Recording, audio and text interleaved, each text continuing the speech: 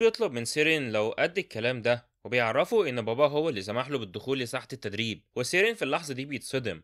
وهنا في شخص تالت بيجي وبتقول لكريس انها بتحترم قرار الكونت، بس بالنسبة لسيدها الشاب كريستيان فبتشوف انه غير موثوق فيه. كريس بيتفاجئ بظهور نائبة القائد ميلين وبيقول لنا ان طاقتها المظلمة دي على الاقل من مستوى الخمس نجوم، وبياخد باله انهم قاصدين يخوفوه من البداية، بس بالنسبة له هو متعود على التهديدات دي. كريس بينحل نائبة القائد وبيقدم لها تحياته، ونائبة الرئيس بتستغرب انه قدر يصمد قصاد طاقتها المظلمة. وكريس بيبقى شايف ان نائبة القائد تدخلت ومفيش اي حل تاني غير انه يثبت انه مؤهل لاستخدام ساحة التدريب. وسيرين طبعا ما بيعجبوش الكلام، وكريس بيتحداه انه يقاتل واحد من اعضاء الموجودين هنا ويفوز بالقتال. ولما بيشوف ان ده مستحيل يكون كلام جد، كريس بيرد ويقول لهم انه مش بيتكلم بهزار، وبيطلب من سيرين انه يبطل يستخدم طاقته المظلمة، وبيبرر ده بان اسلوب حياته البايظ خلى قدرته على تحمل الطاقة المظلمة بعيدة كل البعد عن اللي كانت عليه قبل كده. وبيقول لهم كمان انه بيفضل القتال من غير سلاح. نائبة القائد بتبقى شايفة انه ما ينفعش يسيبوا الوريث يتأذى ابدا، وبتسأل السيد الشاب لو شايف انه هيكون عنده فرصة للمبارزة من غير سلاح.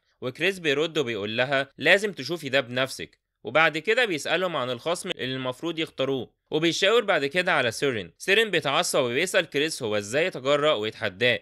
نائبة القائد بيقترح على كريس انه يلاقي خصم مناسب اكتر، وبتفكروا ان مستوى سيرين نجمتين، وبالنسبة له طفل عنده 13 سنة في المستوى ده صعب جدا الوصول إليه. كريس بيبقى شايف إن مفيش حد فعلا يقدر يوصل للمستوى ده وفي السن ده، ولو ما عندوش الموهبة الفطرية أيا كان عنده 13 سنة ولا 23 سنة، بس بيشوف إنه برضه مش مجرد طفل عادي. كريس بيقول لنائبة القائد إنه لو عايز يثبت نفسه فلازم يقاتل شخص أقوى منه، وعشان كده بيشوف إن قتال سيرين هو أفضل حاجة. وبيبص لسيرين بنظرة تحدي وبيسأله عن رأيه، وبيقول له أنت مش خايف من أخوك مش كده؟ وسيرين في اللحظة دي بيقبل التحدي. بعد كده بنشوف سيرين وكريس وهما واقفين قصاد بعض وبيستعدوا للقتال، والمتدربين بيشجعوا سيرين عشان يقع أخوه من أول ضربة وبعدها يفوزوا بتدريب خاص اليوم. كريس بيسأل نائبة القائد هيحددوا مين الفايز ازاي، وبيسألها لو المفروض يستمروا في القتال لحد ما الخصم يستسلم. نائبة القائد بتشوف ان كريس شخص وقح ومش عارف مكانته بالظبط، وبتطلب منهم الاستمرار في القتال لحد ما واحد منهم يبقى عاجز عن القتال. وبتشوف انه بما ان كريستيان هو اللي وصل للموضوع لهنا فالافضل ان سيرين يسيبه بالشلل عن طريق قطع ايده او رجله. كريس بيبدأ في استفزاز سيرين وبيسأله لو سامع القواعد، وبيقول له انهم بيقولوا انه هيتعرض للضرب المستمر. وطبعا سيرين بيغضب جدا وبيهدده انه مش هيخليه يقدر يتكلم مرة تانية. وقبل ما يكمل تهديده كريس بيهاجمه بلكمة قوية في وشه، وبيبص بعدها لسيرين وبينبهه ان القتال بدأ بالفعل. سيرين بيغضب وبيبدأ يهاجم كريس باندفاع، وكريس بيعترف في نفسه ان اللي بيحصل ده عملية غش، وبصفته ساحر ما وصلش لحد دلوقتي حتى لنجمة واحدة، فهو ما عندوش أي فرصة ضد شخص عنده طاقة مظلمة. لكن في المبارزة من غير أي سلاح بيقدر يتفوق على سيرين، خصوصا إنه قاتل في ساحات معارك ملهاش عدد في حياته السابقة. كريس بيحسب كمان سيطرة النور اللي اكتسبها في كهف العقاب، بيلاقي إنه كده في رتبة الثلاث نجوم. المتدربين بيبقوا مستغربين من اللي بيحصل وهم شايفين سيرين ماسك بطنه وبيتألم، وكريس بيستفزه اكتر وبيقول له ما تقوليش انك ماسك بطنك وبتتألم، وبيسأله لو حابب انه ينفخ له في الجرح. سيرين بيسأل كريس عن الخدعة اللي استخدمها، وكريس بيبقى سعيد جدا وهو شايف سيرين في الحالة دي، وبيرد وبيقول له ان مفيش اي حاجة من الحاجات دي، وبيعرفه ان كل ده بسبب انه ضعيف بس شوية. وسيرين بيتعصب اكتر وكريس بيستمر في استفزازه. وهنا سيرين مش بيشوف قدامه من الغضب وبيهاجم بكل قوته، وبالرغم انه سريع جدا الا ان كريس بيتفادى هجمات الروح لسيرين، وفجأة بيصد ضربة سيرين اللي بيتفاجئ بالطاقة المظلمة اللي عند كريس، وبعدها بيسدد له ضربة أقوى بيوقعه على الأرض.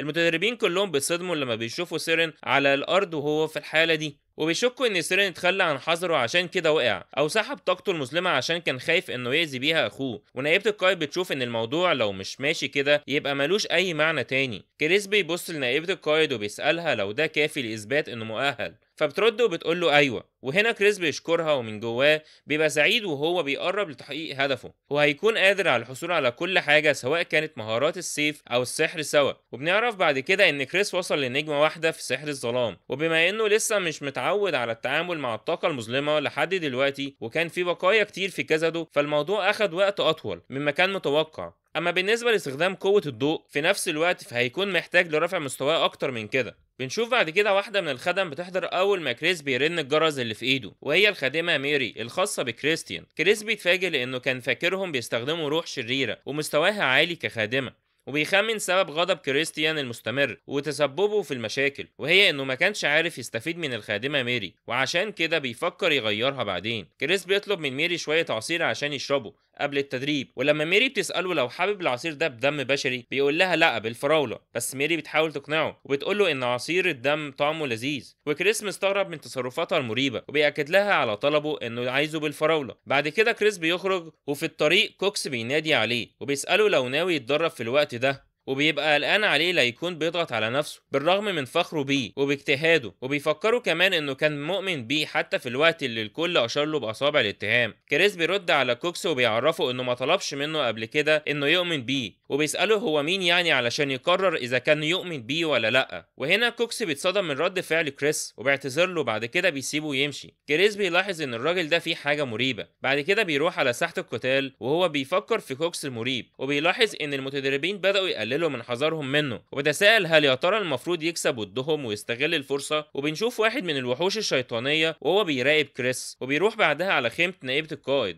وبيعرفها ان السيد كريس ظهر مره تانية في ساحه التدريب النهارده. ونائبه القائد بتشك ان كريس بيحاول يخطط لحاجه، وبتفتكر اللي عمله في المبارزه اللي كانت بينه هو واخوه، وحركاته اللي كانت مثيره للاعجاب اللي قدر من خلالها انه يشتت طاقته المظلمه في الوقت المناسب بالظبط، وكان شايف مجرى المعركه. وده معناه انه لو بيمتلك موهبه زي دي يبقى اكيد هيتفوق على اللورد ايشيد دي بارن وريث العائله الرئيسيه. بس بترجع من تاني وبتفتكر انه مجرد واخد وخسر طاقته المظلمه من زمان بسبب اسلوبه السيء، ولازم يثبت عكس ده دلوقتي.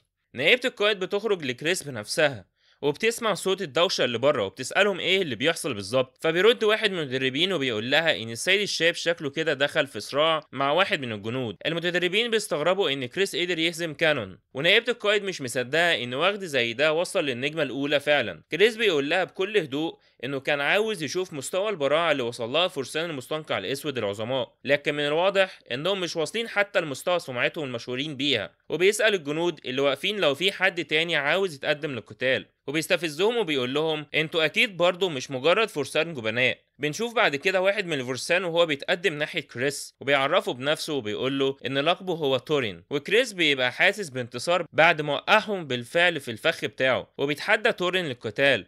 تورين بيهجم على كريس بكل اندفاع، وكريس بيقول في سره انه ما كانش فاكرهم هيعلموه تقنيات الفرسان السريه بكل سهوله، وعشان كده بيقرر انه يسرقها منهم ويتعلمها خلال القتال. وبيصد ضربة تورين وبياخد باله كويس من زاوية القبضة بتاعته وحركة رجليه، وبيعرف ساعتها ان هي دي تقنيات الفرسان اللي سمع عنها في الاشاعات من زمان. بعد كده بيستخدم نفس التقنية الفرسان ضد تورين وبينجح في تسديد ضربة قوية، وبيفاجئ نائبة القائد بعد ما بيفوز في قتاله ضد تورين وبيوقعه على الارض. نائبة القائد ما بتبقاش مصدقة ان الوغد ده طلع بالقوة دي فعلا، وبالرغم من انها على علم بتدمير جوهر ظلامه الا انها بتتفاجئ بوصوله للنجمة الاولى، وبتعرف ساعتها ان ما كانتش غلطانة في الوقت ده. وكريس بينتبه لواحد من حراس نائبة القائد وهو بيقول انه حاسس بخيبة امل كبيرة بعد ما كان واثق في الفرسان. وكريس بيرد وبيقول له انه بيحمل نائبة القائد مسؤولية مستواهم ده. الحارس بيسأل نائبة القائد لو المفروض يوقفوا اللي كريس بيعمله ده، ونائبة القائد بتقول لكريس انها متفهمة سعادته بالنصر وبتلفت انتباهه انه بيبالغ في حماسه زيادة. كريس بيسخر من نائبة القائد وبيطلب منها إظهار مهارات فرسان المستنقع، وهنا نائبة القائد بتتعصب وبتخرج السلاح بتاعها وبضربة قوية جدا في الأرض بتظهر مهارات فرسان المستنقع وبتتسبب في شق الأرض نصين. نائبة القائد بتقول لكريس إنه واخد، وبتعرفه إنها ممكن تتعامل مع شخص زيه في ثانية واحدة، فبيسألها لو ناوية إنها تقاتل ضد شخص زيه بكامل قوتها، وبيقترح عليها استخدام الطاقة المظلمة لحد مستوى واحد من مستوى النجوم. نهاية القائد بتتحدى كريس انها تكسر رجله باستخدام السيف الخشبي ده بس، وكريس بيقول لها انه مستعد يضحي برجليه، ونهاية القائد بتقول له يعمل اللي هو عاوزه، وبتعرفه انه مش هيمشي من هنا النهارده. بعد كده بتهاجمه وكريس بيحاول يصد السيف بتاعها وبيتفادى ضرباتها، والمتدربين بيلاحظوا ان كريس صامت بالرغم من انه بيواجه نائبة القائد، ويبدأوا يشكوا ان ده بسبب عدم وجود السلاح الرئيسي لنائبة القائد معاها. نائبة القائد ما بتبقاش فاهمة ايه السبب عدم وصول هجماتها لكريس، وبتبقى شايفة انه ضعيف ومش المفروض يكون قادر على الصمود قصادها، لكنها بتلاحظ حاجة كريس بيعملها خلال القتال حتى مع الناس اللي قتلهم قبل كده. كريس بيستفزها وبيقول لها من الواضح كده ان الامور مش ماشيه معاكي بشكل كويس. وهنا نائبة القائد بتبدأ في استخدام طاقتها المظلمة وبتضرب الأرض بقوة للمرة التانية. كريس بيلاقي الوقت المناسب للهجوم، وفي اللحظة دي بينطلق وبيضرب نائبة القائد في وشها، ونائبة القائد بتتصدم في اللحظة دي لما بتصاب وبتبدأ تنزف. بتبص للدم اللي بينزل من مناخيرها وبتبدأ تضحك وبتقوله إن ما كانش في بالها أبدا إنه يخبطها في راسها، ومن الواضح كده إنها استخفت بيه، وتعرفه إنها من هنا ورايح هتديله كامل انتباهها. بس كريس بيسألها لو المفروض إن القتال ده خلص خلاص كده بما إنه خدشها بضفره، وبيقول لها إنها عارفة كويس لو كان ضوافره مسممة كان ايه اللي هيحصل لها دلوقتي. نائبة القائد بتعترف له بهزيمتها وبتسأله هو عايز ايه، بس بتطلب منه في المقابل فرصة لقتاله مرة تانية، وكريس بيقول لها انها كده لازم تنفذ طلبه التاني، ونائبة القائد بتقول له انها هتوافق على اي حاجة، وكريس بيستغل الفرصة وبيطلب منها لو كسب تقسم ساعتها بالولاء ليه. نائبة القائد بتفكره ان الشرط ده مستحيل تقدر تحققه، وده لان ولائها للعائلة الرئيسية لعشيرة السحر الاسود بيت بارن، وكريس بيقول لها انه عارف انها هنا بعيدة عن العيلة الرئيسية، لكن كل ده هيتحل بشكل تلقائي لو هو بقى اللورد الشاب للعشيرة. وفي اللحظة دي نائبة القائد بتتفاجئ، وده لأن كل اللوردات الشباب الخمسة اللي تم الاعتراف بيهم وبحقهم في الخلافة هم من الأحفاد المباشرين للعيلة الرئيسية. وكريس بيقول لنائبة القائد إن مفيش أي قاعدة بتقول إنه ما ينفعش عضو من العيلة الفرعية يبقى لورد شاب، وفي كل الأحوال بيقبل طلبها للمبارزة، وبيقترح عليها شهر من النهاردة على ما يستعد المبارزة معاها علشان المرة الجاية مش هيحطوا أي حد للقتال. ولما نائبة القائد بتقوله إن ساعتها مش هيكون في أي فرصة لهزيمتها، بيرد وبيقول لها إن محدش عارف وكده كده مفيش حاجة مستحيلة في العالم. بعد كده بيودعها وبيقول لها أشوفك بعد شهر، وساعتها كريس بيبقى ناوي يعرفها المفروض ولاها هيكون لمين بالظبط. بعد كده كريس بيرجع للقصر ومعاه رسالة توصية من نائبة القائد ميلين، وبيقول للكونت كازار إن أساسيات الفرسان ضعيفة ومحتاجين للتركيز أكتر في تدريباتهم. وبنعرف بعد كده إن نائبة القائد اتكلمت مع اللورد كازار وقالت له إن السيد الشاب عبقري بالرغم من رتبة النجمة الواحدة اللي عنده، وكمان بتعرفه انه قدر يهزم بسهولة اللي عندهم اسس متينة. وحتى هي نائبة القائد بتعترف كمان ان المعركة اللي خاضتها مع السيد الشاب من المعارك النادرة اللي استمتعت بيها. الكونت كازار بيبص لابنه المرة دي وهو متفاجئ وبيسأل نفسه يا ترى الولد ده فعلا اتغير.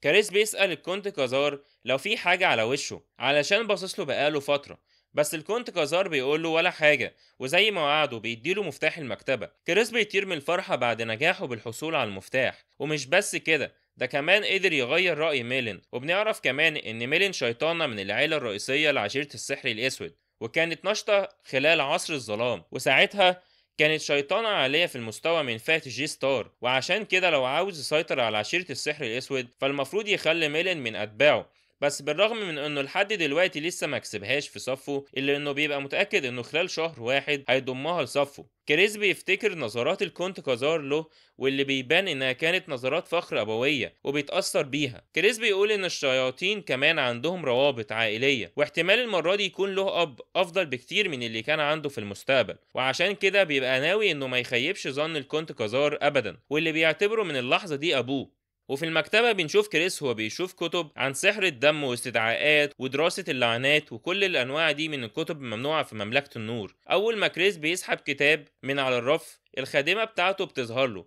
وبتسأله عن سبب وجوده هنا، وبتعرفه إنها في يوم من الأيام كانت أمينة المكتبة هنا. وكريس بيتفاجئ والخادمة بتسأله لو حابب يخليها خادمة شخصية ليه، وهو مصدوم من الكلام الغريب اللي بتقعد تقوله وبيحاول يسكتها. بعد كده بنشوف الخادمة وهي بتساعد كريس عشان يلاقي كتاب التعاويذ اللي عايزه، بتعرفه ان الكتاب اللي معاها ده فيه 4 انواع من السحر الاسود من مستوى ال4 نجوم، بس للأسف هو مش هيفهم ده. بس كريس بيقول لها انه عبقري، والخادمة بتقول له ان سيدهم الشاب مش بس وسيم لا وكمان عبقري. ميري بتسأل كريس لو في سبب معين هو اللي خلاه يختار الكتاب ده، فبيرد وبيقول طبعا، والسبب انه عاوز يصطاد بيها الفار. بعد كده بنشوف كريس في التدريب مع الفرسان المستنقع، وبنعرف منه ان اول فار هيصطاده هو اخوه الصغير سيرين، والتاني واحد هو كوكس، بالرغم انه مش من نفس نسل العشيرة، الا ان عنده الحرية للذهاب لكهف العقاب. ده غير انه دايما بيلف حوالين كريس ومركز معاه جدا وبيراقبه، وكريس بيشوف انه احتمال كمان يكون في طرف تالت ولسه مش عارفه، وفي كل الاحوال بيكون شايف انه مش عايزينه يوصل لحالة كويسة، والا ما كانوش ادوله حجر الاحلام في كهف العقاب. كريس بيضطر انه يتصرف زي الوغد كريستيان اللي كلهم عارفينه وعاوزينه، والشخص اللي هيبان عليه انه سعيد بتمثيله الوضع ده اكيد هيكون هو الجاني. عشان كده بيبدأ من اللحظة دي لما بيقف في نص تمرينه وبيقول لهم ان الموضوع طلع صعب وبيسيبهم ويمشي. وفي اللحظة دي المتدربين بيستغربوا جدا وبيسألوه يا ترى كريس ماله. ولما بنرجع للقصر بنشوف اطباق اكل مرمية على الارض ومكسورة، وكريس بيزعل الخدم علشان جايبين اكل مش عاجبه، والكونت كازار طبعا بيتضايق جدا من تصرف ابنه وبيحس بالخذلان بعد ما كان فاكر ابنه كبر خلاص ومش هيعمل مشاكل، وبيسيبه يمشي. كريس في الوقت ده بيزعل علشان والده، وبيبقى شايف ان ده الأحسن لمصلحة العيلة، وبيتمنى انه يفهم بالذات بعد المجهود اللي بذله علشان ينشر اشاعات بانه رجع من تاني بقى شخص مش كويس، واضطر انه يتنمر على الخدم وهما بينضفوا ويضيع الفلوس وكأنها مية. ده غير انه بدأ يشرب من تاني. بس بنكتشف ميري اللي خلت المشروب بتاعه مفهوش اي كحول. ميري بتبرر اللي عملته بان كريس لسه قاصر وما ينفعش يشرب اي كحوليات، وكريس بيستغرب وبيقول لها ان المفروض دلوقتي بني ادم مش كويس، يعني موضوع الكحول ده مش مهم. فميري بتسأله لو فعلا ناوي يبقى شاب مش كويس مرة تانية، وبتقول له انه حتى لو بقى كده مفيش مشكلة لانها هتفضل دايما جنبه. كريس بيفهمها انه زي ما قال لها قبل كده هو بيحاول يصطاد فار وبيظهر لها طاقته السحرية، وميري بتنبهر لما بتشوفه بعد ما اتقن سحر الختم والحبس، فبيعرفها انه عدله بحيث يعرف يستخدمه حتى لو مستواه النجمي قليل. بنعرف ان كريس ما كانش بيهزر وكان بيتمرن كويس علشان يتقن التعاويذ المختلفة، بالذات ان في ناس بتتمنى انه يقع وهو ناوي يلعب معاهم لعبتهم. وفي اللحظة دي سيرين بيسمعه وهو بيتكلم وبيسأله لو ده كله كان تمثيل، ولما بيشم المشروب اللي في ايد كريس بيلاقيه من غير اي كحول، فبيسأل كريس ومين الفار اللي يقصده، فبيرد كريس وبيقول له انه صعب جدا يحدد دلوقتي لكنه لازم يبلع الطعم في الوقت المناسب، وبيرمي المشروب بتاعه على الارض والكاس بيتكسر. فجأة بيظهر كوكس وبيسأله لو كان بخير، فبيرد كريس وبيقول له ان مش هو ده المشروب اللي هو كان طالبه، وبيطلب من كبير الخدم يجيب له واحد تاني. بنشوف كريستيان وهو قاعد مع اتنين على طاولة الطعام، وواحد منهم بيسأله عن الإشاعات اللي سمعها عنه مؤخرا بأنه اتغير، وبيقول له كمان إن أكيد الكلام ده كذب وإنه أفضل واحد ما بينهم. كريستيان بيبص للخادمة اللي جنبه ما بيردش على الشخص ده، وبيبقى متضايق إنهم مخليين بنت صغيرة زي دي تصب لهم المشروبات الكحولية بتاعتهم. بعد كده بيشرب الكاس بتاعه وفجأة بيرمي الكاس في وش الولد اللي قدامه، فالولد بيتعصب وبيسأل كريس ايه اللي بيعمله ده، فبيرد كريس وبيقوله انه اكيد كان عارف ان الكحول ده فيه حاجة بعد ردة فعله الغريبة دي. بعد كده بيستخدم كريس السحر الاسود على الخادمة، والخادمة صغيرة بتفقد وعيها، اما الاتنين اللي قاعدين معاه مستغربين انه اتعلم استخدام السحر الاسود، وكريس بيقوله ان ده مش الوقت المناسب للمفاجأة، وبيمسك راس الاتنين اللي قاعدين معاه وبيخبطها بكل قوته في الترابيزة، والاتنين بيصرخوا وبيتراجعوا كريس علشان يبطل يضربهم. وصاحبه بيسأله هو ليه بيعمل كده. كريس بيقوله لو مش عارف الخطأ اللي ارتكبته بعد ما تعرضت للضرب ده يبقى المفروض تموت هنا، وبيخرج السكينة من جيبه وبيهدده بيها. واحد من أصدقاء كريستيان بيترجى كريس علشان يرحمهم، وكريس مكتفهم على الأرض وبيعرفوا إنه أمره بس يحط المخدرات في المشروب بتاعه ويوقعه، والتاني بيعرفوا إن في واحد هددهم بالمخدرات اللي كانوا بيتاجروا فيها في السر. فكريس بيسأله هو مين الراجل اللي طلب منهم ده، وبيهدده إنه هيقطع أعضائه بالسكينة لو ما قالش. وهنا الولد بيخاف وبيعترف ان كوكس هو اللي عمل كده، وبيترجاه انه يسيبه يعيش وهيكون مستعد وقتها انه يعمل اي حاجة علشانه. فكريس بيسأله لو فعلا مستعد يعمل اي حاجة عشانه، والاتنين بيقسموا في اللحظة دي انهم يعملوا ده. بعد كده بنشوف كوكس وهو بيجري على الكونت كازار وبيقوله ان في مشكلة كبيرة، ويعرفوا ان السيد الشاب قتل حد. الكونت كازار بيتصدم بالخبر، وكوكس بيكمله الحكاية وبيقوله انه كان سكران وقتل البنت اللي كان بتصبله المشروب بتاعه ورمى جثتها في النهر،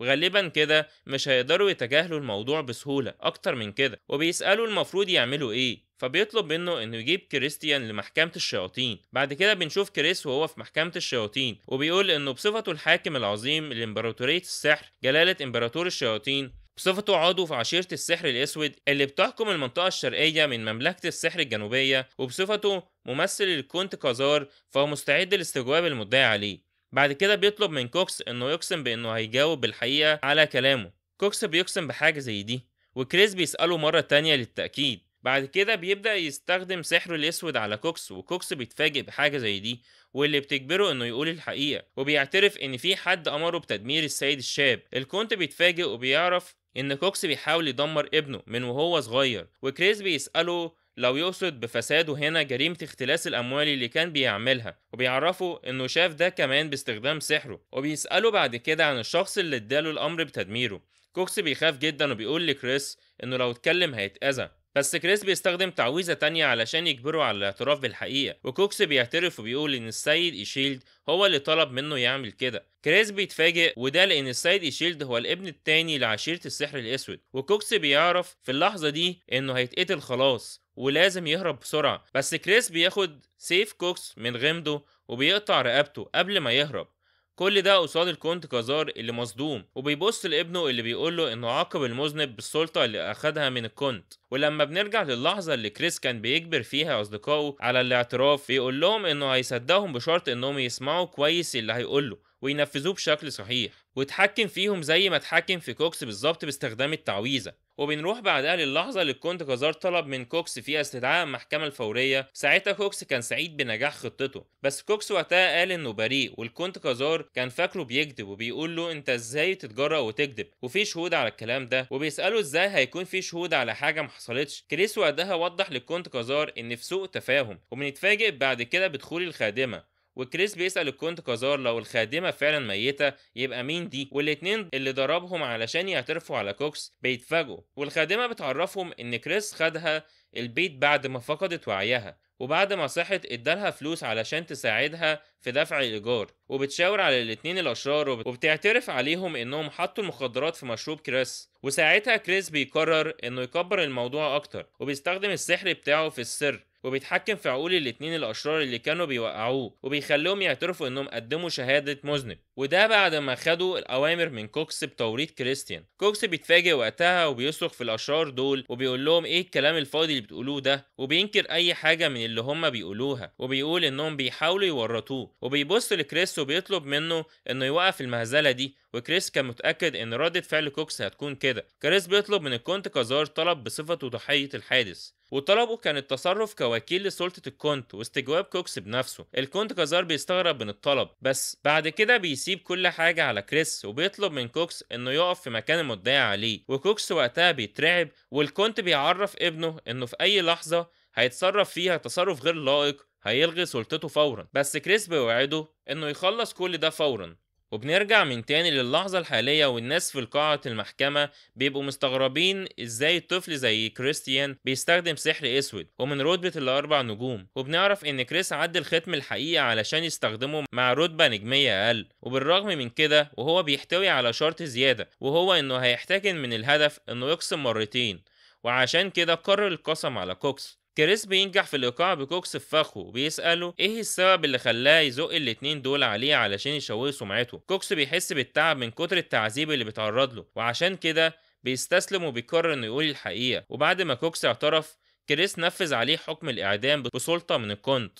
الكونت بيسأل كريس عن سبب قراره اللي خده بقتل كوكس، فبيرد وبيقول إنهم لو سابوه عايش كانت العيلة الرئيسية هتخترع أدلة وهتتستر على الحادث ده، وعشان كده ما ينفعش يكونوا متساهلين معاهم. وبيكون في سبب تاني، وهو إنه يفكر كل شخص موجود في قاعة المحكمة إن إيشيل تحاول يقتله. الكونت كازار في الوقت ده بيفتح بوابة مظلمة وبيطلب من ابنه إنه يجي وراه، ولما بيروح معاه بيلاقي نفسه في مكان غريب، وبيسأل الكونت جزار ايه المكان الغريب ده، فبيعرفوا انهم في ساحة تدريب سرية، وبيعرفوا انه جايبه هنا علشان في ناس كتير في المحكمة. بعد كده بيسألوا عن اللي قاله من شوية بان ايشيلد هو السبب في المشاكل اللي بتحصل له عشان الصراع اللي على الخلافة. كونت جزار بيشرح لابنه ان سلطة العيلة وقوتها دايما مرتبطين بالخليفة اللي بتدعمه، وبيبقى شايف ان ابنه خد قرار صحيح بس للأسف اتسرع في تنفيذه. وبيعرفوا كمان انهم لازم يدعموا حد من اللوردات، واللورد الشاب الاول مستحيل انهم يختاروه لانه مجنون ومتعطش للدماء. كريس بيقول للكونت كازار ان في خيار تاني هو انه يكون الخليفة،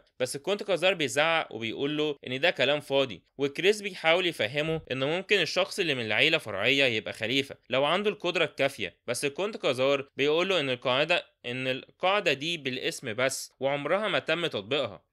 فبيرد كريس وبيسأله أمال ليه إيشيلد حاول يقتله. الكونت كازار بيقول لكريس إنه ممكن كان أكبر في الموهبة من إيشيلد وهو صغير، لكن دلوقتي هو متأخر عنه بكتير. فكريس بيوعده إنه يشتغل على نفسه لحد ما يوصل لمستوى إيشيلد، وكل اللي محتاجه هو مساعدته. كمان بيطلب من والده إنه يستخدم سلطته عشان يوصي بمشاركته في طقوس الظلام المقدس بعد شهرين. فالكوند بيستغرب لأنه لازم يوصل لمستوى نجمتين الأول علشان يشارك في الطقوس، وعلى حد علمه فكريس لسه واصل لمستوى نجمة واحدة. وكريس بيرد وبيقول له انه هيحاول يوصل لمستوى نجمتين خلال الشهرين الجايين، عشان كده بيطلب منه المساعدة. بنسمع بعد كده همسات الخدم عن السيد الشاب اللي اتغيرت تماما، وبيعرفوا كمان ان السيد الكونت بقى بيدربه شخصيا. والنوع ده من التدريب الفرسان الكبار كانوا بيعانوا منه وبيبقوا مستنيين يشوفوا سيدهم الشاب هيصمد قد ايه. بنروح بعدها على كريس وبنشوفه وهو بيتدرب على الحصار باستخدام مهارة المبارزة والقطع بالمنجل، ووالده بيشرف على تدريبه بنفسه وبيبقى مستغرب هو ازاي فهم القطع باستخدام المنجل الاسود وهو لسه متعلمه. وبيفاجئوا اكتر لما الدمية اللي بيتدرب عليها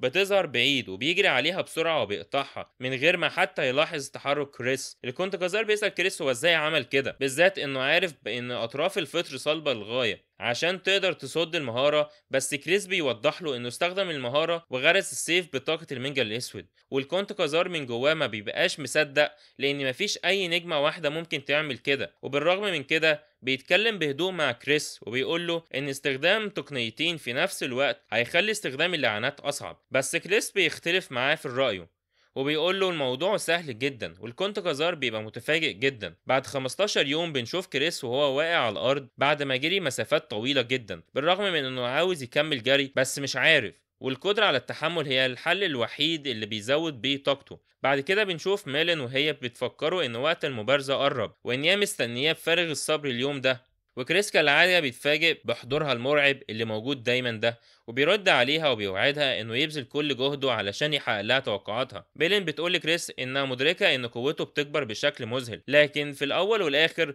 هو نجمة واحدة بس، ولو فشل في انه يحقق توقعاتها يبقى مش هتقسم بالولاء قصاده ابدا. كريس بيقول لها انه متاكد من احتماليه حدوث حاجه زي دي، بس لحد ما ده يحصل هو متاكد انه هيتعلم حاجه من خلال المبارزه معاها، علشان كده المجهود ده كله مش هيروح على الفاضي حتى لو خسر. ميلين بتسيب كريس يكمل تدريبه وبتتمنى انه يتقاتل معاها لحد ما يتجاوز طاقته ويسليها. كريس بيقول لنا ان ميلين دلوقتي من فئة الاربع نجوم العليا، وفي المرحلة الواحدة في 3 مستويات منفصلة، وهي المستوى الادنى والمستوى المتوسط والمستوى الاعلى. وبصفته صاحب نجمة واحدة فهو اقل كتير من مستوى ميلين، لكن بالرغم من كده هو من عيلة غنية ومعروف باسم محارب المحفظة. بنشوف كريس بعدها وهو داخل الغرفة بتاعته وبيسأل ميري لو جهزت شنطته للنزهة، وميري بتقول له ايوه طبعا، بالذات ان دي اول نزهة ليهم سوا، وعشان كده ميري بتلبس فستان جميل النهارده. بس كريس يوضح لها انه ما قالش ابدا انه هياخدها معاه، وميري بتقول له انه اكيد قلقان لا يجيلها ضربة شمس، وبتطمنه وبتقول انها هتكون سعيدة جدا بخدمته. وكريس مش فاهم ازاي ممكن شيطان يتصاب بضربة شمس اساسا. بنرجع بعدها للحظة اللي كريس كان بيطلب فيها من الكونت كازار انه يغير الخادمة بتاعته لانسان، بس كنت كازار فهمه ان ده مش هينفع لانه وقع عقد السيد والخادم مع ميري. فكريس سأله وقتها ازاي ممكن يلغي العقد ده، بس سيرين بيتدخل في الوقت ده وبيفهمه انه اتأخر خلاص. والكونت بيكمل وبيعرفه انه كان سكران في اليوم ده اللي وقع فيه العقد مع ميري. كريس بيحس بالضغط الشديد علشان مش عارف يتخلص من ميري. ولما بنرجع للوقت الحالي بنشوفه هو بيقول لميري انها مش هينفع تيجي معاه لانه رايح لمكان فيه ناس كتير. فميري بتحس باليأس لانها كانت مستنية الرحلة دي، وكريس بيحاول يفهمها ان طاقتها الروحية ممكن تأذي الناس. وميري بتعيط وبتقوله انها محبوسة في القصر ده بقالها عقود لحد دلوقتي. وطبعا بتصعب على كريس فبيقرر ياخدها معاه وبيأكد عليها ما تقربش من حد، فبتتحمس جدا وبتشكره. بعد كده بتروح وراه وبتسأله هما رايحين فين بالظبط، وكريس بيعرفها ان المكان اللي رايحينه هيحققوا فيه مكاسب كبيرة. ميري بتقول لكريس انه بالفعل عنده فلوس كتير وبتوري له الاموال بتاعته كلها، فبيزعق لها وبيقول لها ان دول مش كتير، بيطلب منها ترجعهم تاني فورا. فميري بتسأله عن الذهب بتاعه وملكية الارض، وكريس بيقول لها ان دي حاجه كان بيستخدمها قبل كده. بعد كده كريس بيتفاجئ ان ستيرن كان بيراقبه وبيساله هو بيعمل ايه هنا، فبيرد ستيرن وبيقول له انه موجود علشان يراقبه لو عمل اي مشاكل تاني. بس كريس بيطمنه وبيقول له انه رايح بس عشان يلعب القمار ويجمع فلوس بره لانهم شياطين وطبيعي يكونوا قريبين لحاجه زي دي، وكمان القمار ده حاجة اللي بيوصي بيها إمبراطور الشياطين، وعشان كده الموضوع قانوني. سيرين بيقول لكريس إنه هيروح وراه لحد المكان اللي رايحه ده، فكريس بيتفاجئ وبيسخر من سيرين وبيسأله لو قلقان على أخوه الكبير، وكالعادة سيرين بيتعصب وبيقول له إنه قلقان منه على سمعة العيلة اللي هيشوهها. بنشوف بعد كده العربية وهي بتتحرك، وكريس بيقول لسيرين إن القمار ده مجرد لعب بالأوراق، وسيرين بيتعصب وبيقول له إنه هيكسر له أنفه اللي رافعها في السما دي. وبنعرف إن كريس ناوي يستخدم سيرين كفريسة النهارده وبيعتبره طفل ساذج. واخيرا كريس بيوصل للمكان اللي رايحه، وبنشوف المبنى الضخم اللي واقفين قصاده، وحتى سيرين بيعترف انه ما كانش عارف ابدا بوجود مبنى بالروعه دي. وميري قلبها بيدق بسرعه من اللي شايفاه. كريس بيدي لاخوه قناع التنكر اللي هيلبسه، بيقول له يبطل يتصرف كانه راجل كبير ويلبس ده، وده لانه ما ينفعش يدخل الا بعد ما يخفي هويته. وبيبص لميري وبيطلب منها تستخبى بسرعه علشان الناس ما يشوفوهاش، وكمان بيطلب منها حاجه تانية بس بصوت غير مسموع. وطبعا ميري بتنفذ اوامر سيدها الشاب وبتختفي في لمح البصر. سيرين بيستغرب من اختفائها وبيسأل كريس هي راحت فين، بس كريس بيقول له ما يقلقش عليها، وبيقول له احنا لازم ندخل بسرعه. اول ما كريس واخوه بيدخلوا بيلفتوا انتباه الموجودين ليهم، والناس بتبدا تتريق عليهم وبيقولوا ان شكلهم كده شويه ضحايا ساذجين داخلين عرين الاسد بنفسهم. كريس بيسأل اخوه سيرين لو حابب يراهن مين فيهم اللي هيكسب اكتر خلال ساعه، وبيقوله ان لو كسب هيناديله باخي الاكبر لمده شهر. وسيرين بيستغرب، وكريس بيعرفه ان لو خسر يبقى ساعتها هيناديه بجلاله الامبراطور العظيم الاخ الاكبر. فسيرين بيتفاجئ، وكريس بيقوله انهم مش مضطرين يعملوا حاجه زي دي لو خايف، بس سيرين بيتعصب وبيقوله ومين قال اني خايف، وبيتصرف باندفاع وبيروح يبدأ اللعب فورا. بعد شوية بنشوف طاولة القمار والمساعدة بتعلن عن فوز كريس، والراجل اللي بيلعب معاه بيراهنوا انه لو لعب اكتر هيكسب كتير جدا. بنعرف بعد كده الاستراتيجية اللي كريس ماشي بيها، وهي انه بيسمح للخصم بالفوز شوية في بداية اللعبة، لانه كده هيخليهم واثقين جدا، وده هيخليهم يراهنوا رهانات كبيرة، وبكده بيتبع الاستراتيجية القديمة للنصابين. وفي الوقت ده سيرين كان مصدوم عشان كان معاه سحب كويس، وكريس كان عارف ان اخوه هيكون ضحية وهيقع في فخ الناس دول، فبيحاول يستفزه اكتر وبيقترح عليه يروح البيت ويستريح في السرير. سيرين بيبقى مستغرب وبيسأل كريس لو ما خسرش هو كمان الفلوس، وكريس بيعرفه انه خسر 500 عملة بس، وسيرين بيقول له انا خسرت حوالي 1000. الناس بتبدأ تتكلم عن سيرين وأخوه، وكريس بياخد باله إن الناس بتعتبر أخوه ضحية سهلة، ودي كانت واحدة من خططه علشان يجذب انتباه النصابين. فبيكمل الخطة وبيسأل أخوه لو ناوي يكمل،